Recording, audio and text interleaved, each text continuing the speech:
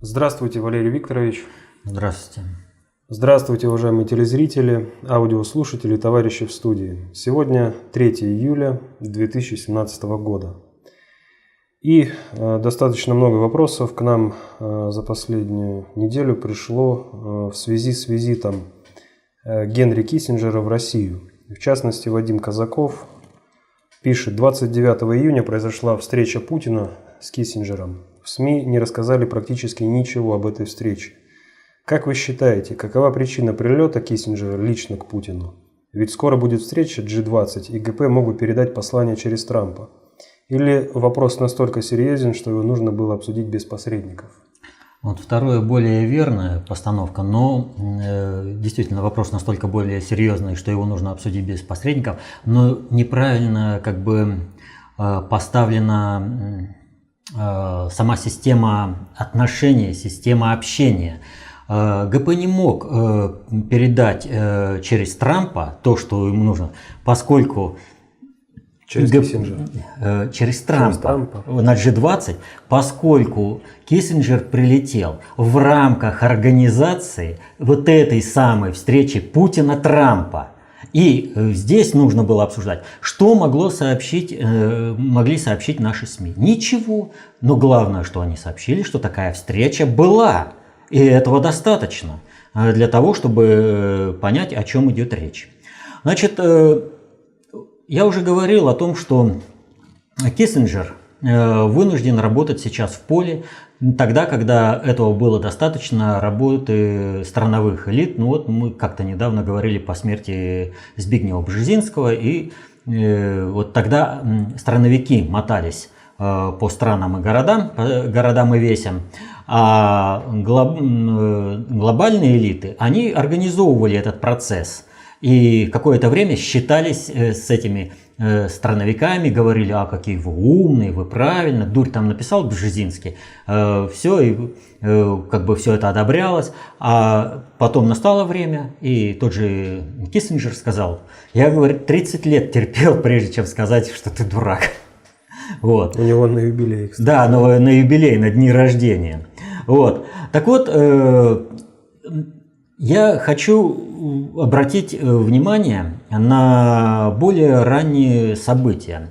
Когда Трамп был избран президентом Соединенных Штатов, то к нему обратились с поздравлениями различные главы государств. В том числе и обратились непризнанного государства Тайвань. Когда говорят там про Донецк и Луганск, надо помнить, что есть такие государства, Тайвань, например. Вот. Непризнанное государство Тайвань и Соединенные Штаты, они подписались под то, что они будут проводить политику одного Китая. И вдруг Трамп принимает это поздравление, и состоялся телефонный разговор с президентом Тайваня. Все, шок, скандал, брызги, фейерверк там это. И вся шумиха закончилась как фейерверк. Ничем. А почему? А потому что в это же самое время, когда Трамп разговаривал с президентом Тайваня, Киссинджер был в кабинете у Си Цзиньпиня. Они встречались. То есть он полетел в Китай для того, что он прилетел заранее, переговорил, объяснил, вписал все, что нужно, и проконтролировал правильность поведения китайского руководства вот в этом самом скандале, который был организован. Теперь же встает вопрос о том, что Путин должен встретиться с Трампом. Так или иначе, встреча такая должна состояться. Ну просто должна состояться. Два руководителя двух величайших государств мира должны между собой встретиться. Это неизбежно. Более того, G20. Как приехать на эту конференцию и не встретиться, не поговорить? Но весь вопрос заключается в том, как состоится этот разговор. И он очень принципиален для того, как Трамп будет разбираться и дальше со страновыми элитами. А СМИ нам сообщают о том, что называется, Трамп там ломит, а все, кто выступал против него, вынуждены отступать. Вот последнее такое вот крупное событие – это Нью-Йорк Таймс, опровержение на собственную статью. Вот. И нужно, чтобы вот встреча Путина и Трампа состоялась так, чтобы можно было продолжать переформатирование государства Соединенные Штаты, но при этом, чтобы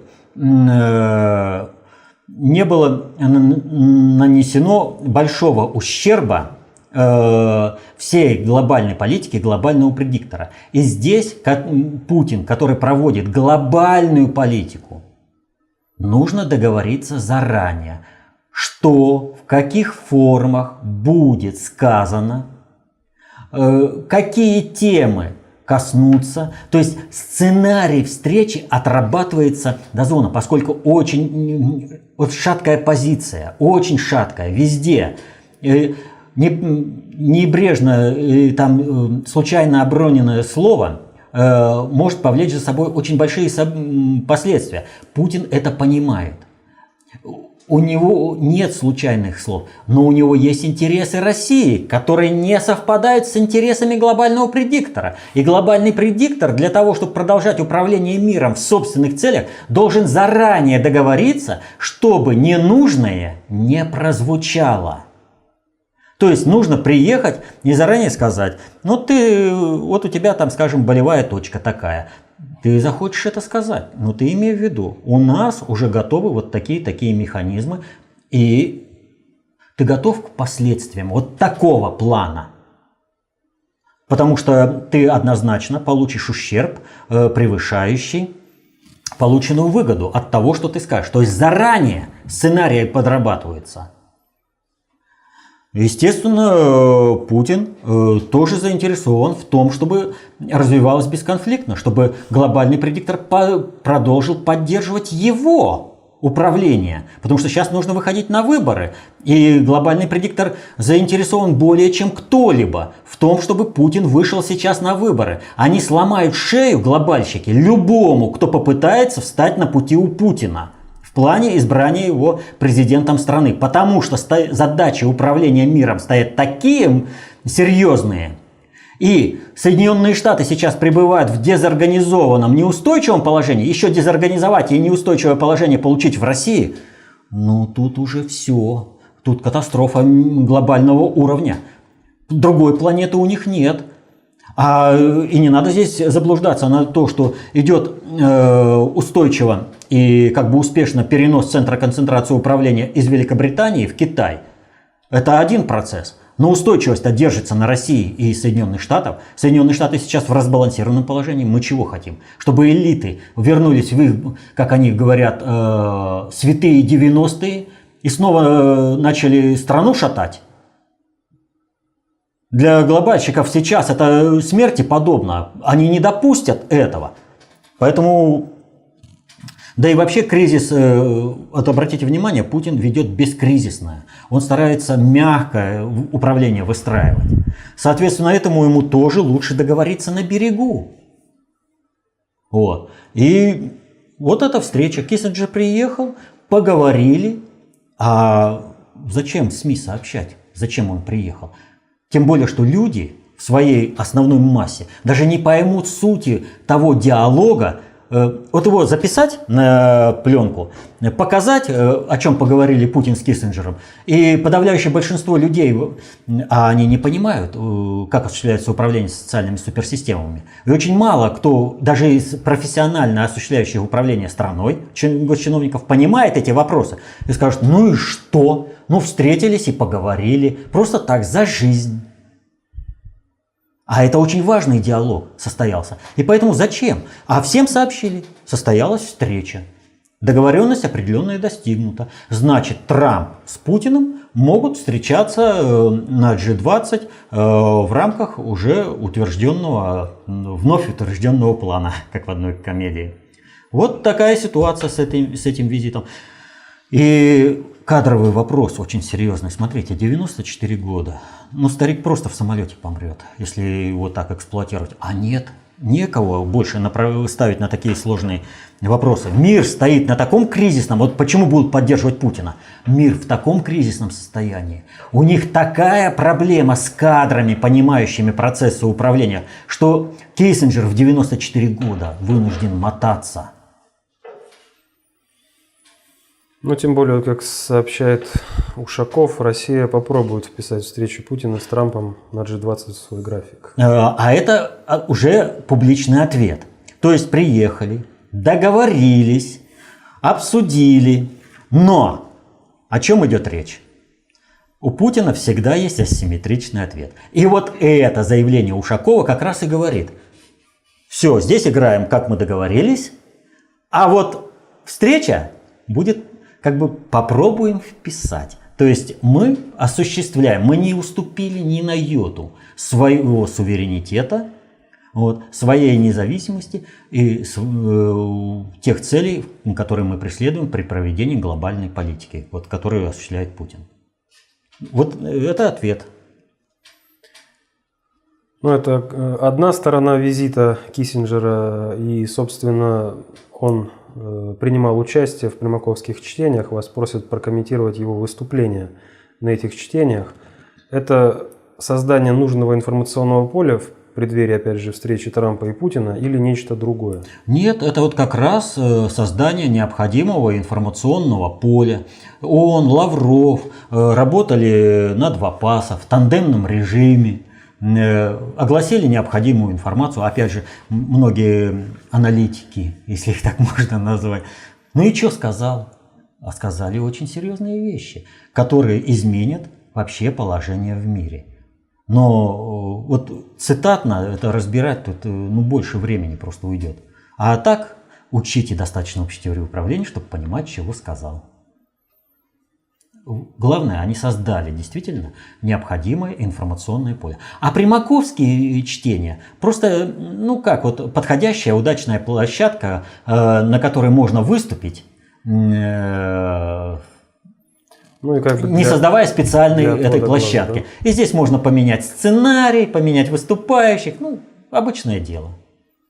Многие могут подумать, что он как раз сюда и приехал, ну а с Путиным так. Да, заодно встретился, раз здесь, в Москве, заходи. Зашел на чай. Да, на чашку чая. Следующий вопрос от Станислава, который просит вас прокомментировать высказывание нового наследного принца Саудовской Аравии о своем отношении к России. Здесь приводится цитата: «Я думаю, что в Сирии есть много террористических групп, которые следует подавить, но русские пытаются распространять терроризм на Ближнем Востоке. Мы предпримем шаги для сдерживания ее сил. Россия должна помнить, что наши военные возможности достаточны для того, чтобы за 3 дня уничтожить российские силы в Сирии». Интересное заявление вызвало достаточно большой ажиотаж в патриотической среде. И действительно, ну как, вот смотрите, они с Йеменом-то справиться не могут, воюют. Война уже перешла на территорию Саудовской Аравии. Вот, и мощная саудовская армия не может справиться с плохо вооруженными хуситами. Вот. И тут они за 3 дня справятся с Россией. Россию обвиняют в терроризме. В общем-то, если честно говорить, то вот это заявление – это классический фейк. Вот, то есть все здесь присутствует, и уж если проверять по первоисточнику, то уж тем более огласил сайт немецкий, который славится тем, что он вбрасывает эти фейки. Вот. Ну как, для того, чтобы фейку верили, нужно публиковать часто и как бы нормальную такую информацию. Ну вот этот сайт этим балуется. Но дело не в этом. Все бы ничего, и это можно было бы сказать, ну фейк и все. Если бы на передаче у Соловьева, вечер там с Владимиром Соловьевым, была Марина Владимировна Захарова, наш представитель МИДа. И там она сказала достаточно интересную фразу, которая намекает на достоверность вот этого высказывания. Это неформальное общение. Это не прямое заявление, но заявление очень серьезное. Вот. То есть был послан определенный сигнал. Ребята, но можно же повернуть и по-другому, если вы не измените свою позицию в определенных вопросах. То есть давайте все флаги в гости к нам и будем договариваться. Вот. То есть наш МИД работает очень хорошо и качественно, используя в том числе и публичные площадки. Вот как возглавил МИД Сергей Викторович Лавров, прошу прощения, ну, к нашему МИДу все меньше и меньше претензий, то есть он качественно управляет вверенные ему областью. Министерство. Да. Нет, это даже не министерство, это вот вообще область деятельности.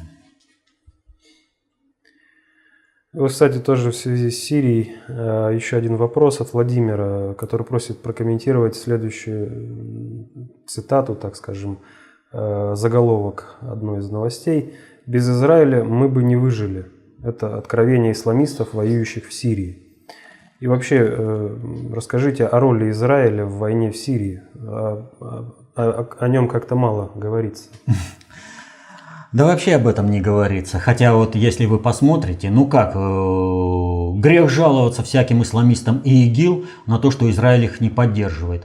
Мы постоянно слышим, за счет того, что какой-то шальной снаряд улетел на территорию, контролируемую Израилем, Израиль наносит какой-нибудь авиационный удар по позициям сирийской армии, то артиллерийский удар, то есть он всегда чего-то наносит в ответ на это.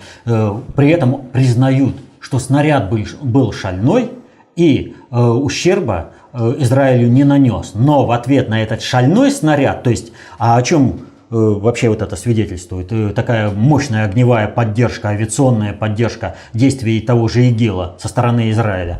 Это говорит о том, не троньте вот этих террористов, они воюют за наши интересы. И мы будем осуществлять их авиационную и артиллерийскую поддержку, потому что снаряд все равно так или иначе как-нибудь да улетит на нашу территорию. Потому что там очень сдержанно. Что же касается роли Израиля, то вот с поддержкой террористов Израиль играет с огнем. И мы возвращаемся опять к тому, что должно было повлечь война в Сирии и вообще проект ИГИЛ. То есть волна миграции в Европу, на плечах которой приходит ИГИЛ, которая сносит страны и государства. За этим приходит хороший ислам в лице Ирана. Он ликвидирует этот ИГИЛ и формируют новые страны и государства, а языки уже формируются сами. Ну, потому что они там все снесли. Так вот, Израиль давно уже подготовлен к последнему финальному Холокосту. Израиль и евреи вообще глобальному предиктору в принципе уже не нужны. Это отработанный инструмент, средства управления. Но для того, чтобы... У нас же как, евреи кругом одни евреи, и во всем виноваты евреи. Так ведь выстраивается-то. И вспомним, что можно сказать, антисемитские конференции проводились при Ахмадинежаде в Иране. Они всемирные были, там были материалы, и стояла задача ликвидации Израиля. Это никуда не делось. Понимаете? А Израиль дал очень много оснований для Ирану, потому что израильские самолеты уничтожали мирные объекты на территории Ирана. Вот.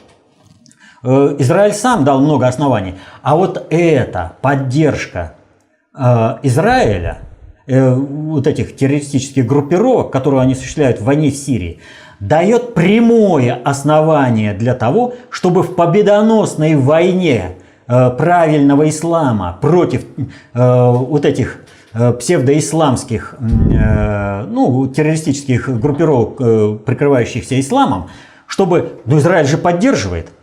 И вот он, финальный Холокост. То есть основан на чем должна пройти освобождение захваченных Израилем голландских высот, например, да и вообще ликвидация Израиля. А не то, что там освобождение захваченных территорий, то, что он захватил, помимо того, что ООН определил в 1948 году при создании Израиля и Палестины. Вот. То есть это создание официальной причины, по которой Израиль должен быть уничтожен. И делает это сам Израиль. Вот так осуществляется глобальное управление. Так проводится глобальная политика, когда руками не ведающей, чего происходит, толпы, крутые, мы государственники, мы будем, готовиться уничтожение целого государства и целого народа. То есть зачем глобальному предиктору нужно, чтобы был финальный Холокост? Вот евреев по всему миру убили. Просто потому что тогда можно бы сказать, а вот все беды, которые были у вас, это во всем были виноваты евреи. И первое время все списывать на последействие вот этих шагов. То есть потом выясняется, что, в общем, как бы евреи-то, да, были проводниками какой-то определенной политики, но объявлять их, что они во всем виноваты, не приходится. Все по-другому строится. Тогда вступает другая фаза. Извините, но это вы же уничтожили евреев. Вы виноваты. И вы еще чего-то хотите? Молись и кайся. И снова у глобального предиктора протекает скрытое управление. И пока наработается, так скажем, пройдет период покаяния, наработается понимание, как осуществляется с надгосударственного уровня управление странами и народами, пройдет не одно десятилетие, а то, может, и века, что глобальному предиктору и надо. Вот. То есть списали на евреев все, ввели новый инструмент, а новый инструмент — это саентологи. Мы уже об этом неоднократно говорили. И евреи номер 2, армяне, здесь, в общем-то, могут быть задействованы как переходная форма, как стабилизирующая форма, а могут быть и не задействованы. Их может захлестнуть такой же финальный Холокост. Армянские погромы. Что, забыли начало 20 века? Какие мощные армянские погромы были? Вот. Все ведь ничто не ново под луной. То есть уничтожили, повторю, всю динамику, скрыли, во всем виноваты евреи, пока пришли к тому пониманию, что не во всем виноваты евреи, прошло время. Но предъявить уже не можешь, потому что молись и кайся, сами невиновных как бы порушили. Вот. А потом уже только выходит на реальное противодействие. Так вот, чтобы этого не было, нельзя допустить финального Холокоста. Нельзя допустить уничтожения Израиля. И вот эту политику проводит Путин, наш государь. Правильно делает. Но надо еще только, чтобы в Израиле мозги-то наконец включились и отстранились от прямой связки с террористами. Перестали бы поддерживать их артиллерийским и огнем, и авиационной поддержкой. Следующий вопрос от Андрея Савчука. В последнем выпуске вы сказали следующее, цитата. «Давно пора менять набор политологов и аналитиков, на пытающихся разобраться». Конец цитаты. Вопрос, а где же взять таких? Кадров среди народа почти нет, даже у ГП кадровый голод. Можно сразу, я чувствую большой вопрос, где взять реальные политологи и аналитики среди народа есть. И их много, просто они родились не в тех семьях. И поэтому они работают на должностях, что называется, подай патроны. Именно благодаря ним, вот этим людям, существуют различные корпорации, транснациональные компании, все прочее. Они тянут вот эту самую тяжелую ношу везде. И благодаря они нивелируют все ошибки, ну пусть не все ошибки, а основную массу некритических для существования компаний, а то есть такие ошибки владельцев этих компаний, родившихся в нужных семьях, что никакой уже наемный менеджер не сможет нивелировать. Так вот, они нивелируют основную массу вот этих всех ошибок и держат на плаву и производственные компании, и они есть и в государственном управлении, они есть везде. Весь вопрос только в том, чтобы вот эти, родившиеся в нужных семьях, подвинулись. Они ведь не соображают, что они говорят дурь и становятся посмешищем для людей, которые соображают. И что в результате этого вырастает параллельная система управления. Ну не хотят они, чтобы их как бы управление продолжилось определенным образом. Не надо. Они сами уходят из управления, сами себя дискредитируют, а люди, которые реально осуществляют управление экономическими и политическими процессами на уровне исполнителей, они все больше и больше входят в управление уже, так скажем, неформально на должностях своих вышестоящих начальников, поскольку именно они предлагают определенные решения. И этих людей вынуждены двигать. Вот, например, как выдвинулся Путин. Конкретный пример. Он мог разрешать проблемы. И вот это и открыто всем. Осваиваешь теорию, применяешь ее на практике, становишься нужным при осуществлении управления той или иной корпорацией, предприятия, чего угодно, организации военной, военизированной, да любой. То есть начинаешь давать дельные советы, которые твой начальник оценивает как полезные для себя и для своего производства. И главное, не надо показывать, что ты ему опасен. Не надо рваться на должности. Не надо. И тогда он сам будет двигать. Он будет заинтересован в том, чтобы постоянно был рядом. Постоянно давал советы. Ну вот так вот они сами уйдут из управления, а люди, умеющие управлять, придут. Но это процесс длительный, растянутый во времени. А можно ускорить. Причем с наилучшим эффектом для тех, кто сейчас осуществляет вот это управление. То есть им обеспечится возможность как бы сохраниться умными людьми. Когда они уйдут, а на телевидении действительно будут приглашать людей второго плана, которые осуществляют подбор информации, анализа в различных корпорациях. Они есть. Весь вопрос только в том, что им закрыта дорога на то же самое телевидение, на радио. В упор не видят аналитиков, которые пытаются или же делают анализ в соответствии с живой жизнью общества. Вот этих людей, ну понимаете, можно занять позицию страуса и делать вид, что вот не существует этого явления. А вот он, а кто он такой там или еще там что, да не важно что. Но вот есть правило, достаточно общей теории управления. Если есть процесс или объект управления, то у управленца может возникнуть иллюзия управления этим процессом или объектом управления. Но результат такого иллюзорного подхода будет всегда объективен и может носить трагические последствия как для самого управленца, так и подчиненных ему людей. И это правило никакой не отменишь. Вы можете нарисовать на лобовом стекле своего автомобиля любую картинку, но вы приедете ровно туда, куда будет ехать автомобиль. Вот вы будете сообразно вот этой картинке рулить, но приедете в столб, в канаву, в стену, куда угодно. Нужно же, для того и делается абсолютно прозрачное лобовое стекло, да еще и зеркало заднего вида делают, для того, чтобы человек на дороге был функционален, чтобы он видел, что вокруг него происходит. И в управлении такая же картина. Если кто-то чего-то говорит, пошло это, это не важно, это не то, он не считается с определенными процессами.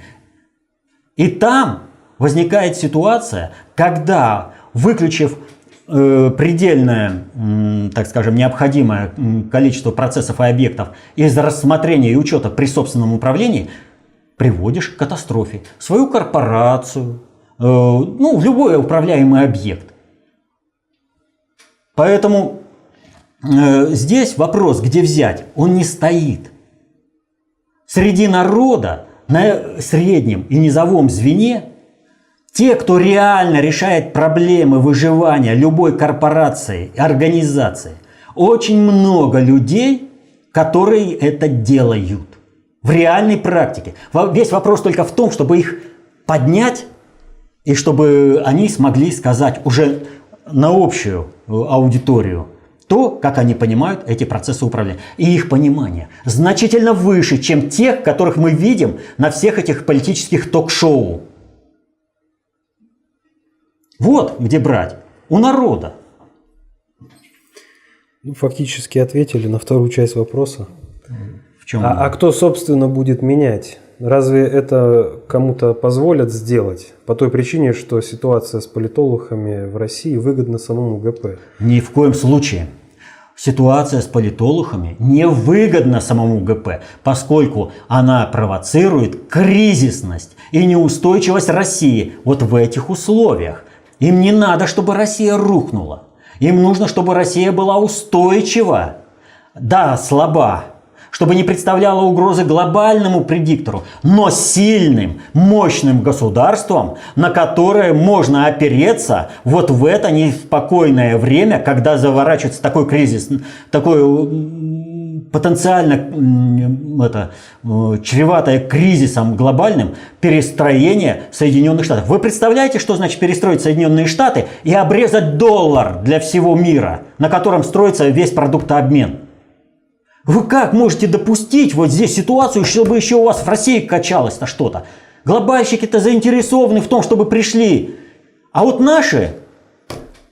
Ты в какой семье родился? Не. Вот в нужной семье иди и говори дурь. И будем тебя показывать на все. Но они провоцируют, сами создают и повышают кризисность. У глобальщиков действительно огромная проблема с кадрами. Потому что, повторю, у них на основе герметизма. Там нужно вырвать человека из его прошлого. Или воспитать в определенной среде так, чтобы он основную массу населения не считал за людей. Это был просто объект управления. А мы не стеснены вот этими рамками. У нас из народа выходит и пусть думает о народе. Это и надо. Думает о народе, думает о стране. О стране думает, значит думает о народе. Вот это надо замкнуть. А глобальщикам надо это исключить. Поэтому у них кризис, а у нас, в общем-то, люди есть. Весь вопрос только в том, чтобы были социальные лифты, кадровые лифты. Но здесь не хватает мест родившимся в нужных семьях. Но они дорулятся могут до определенного, что глобальщики включатся по-другому. Они включат свой механизм ГП, глобальную Генеральную прокуратуру. Вот. И тогда глухим обедню 2 раза не служат. Сколько им можно говорить, ребята? Подвиньтесь, вы же ничего не понимаете. Поставьте вот тех, которые рядом у вас есть, которые соображают. Подвигайте их, поднимайте. И тогда все же социальные процессы, они растянуты во времени. И вы еще доживете в определенных условиях, которые для вас комфортны, а дети войдут уже в новые социальные отношения, комфортные для них. Никто не пострадает. А так вы готовите себе глобальное обрезание. Хотите, это ваш выбор. А для страны это будет, как гнойник вычистить. Больно, неприятно, но это будет вычищение вот этой псевдо, элиты страновой. У нас даже страновиков-то элиты нет. У нас есть подпиндосники, которые не знают, как услужить своему хозяину в Соединенных Штатах. А Соединенные Штаты рушится государство. Неужели это не видно? Всем видно, но они тоже видят, но они думают, что если я сейчас предам Россию, которая встает и она крепнет, и вот весь ресурс отдам Соединенным Штатам, а за счет которого они окрепнут и не упадут, хозяин меня оценит. Они того не понимают, что они сразу вступают в систему отношений глобальной политики, когда Соединенные Штаты надо перестроить, и их надо отрезать от от ресурсов, поглощения ресурсов всей планеты, а ты, естественно, выпадаешь, ты идешь с ними, значит, вместе с обрезанием элиты в Соединенных Штатах и тебя обрезать. Ну что у нас, Улюкаев, опять никому не пример? Или что, нет 1937 года, когда приезжают там повально арестовывают? Это что ли надо? Да благодарите Путина, что этого нет. Потому что глобальщики бы уже давно это сделали. Всех этих олухов пообрезали бы. Вот. Что там? Ну, тоже в продолжении уже сказали об этом. Народ готов-то обучаться аналитике, только социальные лифты закрыты. Что посоветуете, кроме изучения КОП? Изучать теорию КОП, применять ее в жизни. И если социальные лифты не будут открыты ныне управляющими, ну, горе этим управляющим. Потому что, еще раз повторю, они неугодны их хозяеву, глобальному предиктору. Вот они думают, что если они подпиндосники, то им вместе Соединенным Штатам услужить. Нет. Для глобального предиктора, что страновая элита США, что подпиндосники в России, они не нужны в новой модели управления. Перестройка идет. А уж показательно наказать тех, кто пытается перекачать ресурсы из России в Соединенные Штаты, но это для глобальщиков очень большая задача. И поэтому, естественно, проявляя свой профессионализм, понимание процессов управления на своих местах, зная, как осуществляется управление социальными суперсистемами, как управляются конкретные корпорации, то вы, естественно, становитесь сразу кандидатом на повышение и открывается социальный лифт потому что глобальщики устранят, говорю, вот эту элиту. Так надо быть к этому готовым. Вот, кстати, Федоров, он прямо об этом говорит. Надо быть готовым к тому, когда вот этой элиты не будет. А мы вот введем новые кадры. Ну, это последний вопрос. Ну вот мы этим последним вопросом как раз вот и вышли на необходимость изучения теории. Как говорил товарищ Сталин, без теории нам смерть. Нужно знать и понимать, как происходит управление социальными суперсистемами. Надо вписываться и как вот строить внутренние напряженные системы. Ведь большая ошибка многих, кто начинает осваивать, там, скажем, достаточно общую теорию управления, концепцию общественной безопасности, они сразу как бы стараются показать, а я круче того, кто надо мной стоит. Не надо этого. Это создание внутренне напряженной системы. Нужно показать, а я готов тебе помочь, не подрывая твой авторитет, но при этом создаю свой авторитет. Я в коллективе определенное место занимаю. Вот как Путин. Вот Киссинджер к нему приехал на этих же основах. И Путин ему глобальщикам ответил: ну, найдем в графике. Он и себя не опустил, и с глобальщиками договорился. И они в нем заинтересованы, кровно заинтересованы. И вот это можно создавать на всех уровнях управления. На всех. Но для этого надо знать, что знание – власть. Берите эту власть в свои руки. Изучайте достаточно общую теорию управления, концепцию общественной безопасности. Защищайте интересы свои и своей семьи. Будьте счастливы. До следующих встреч.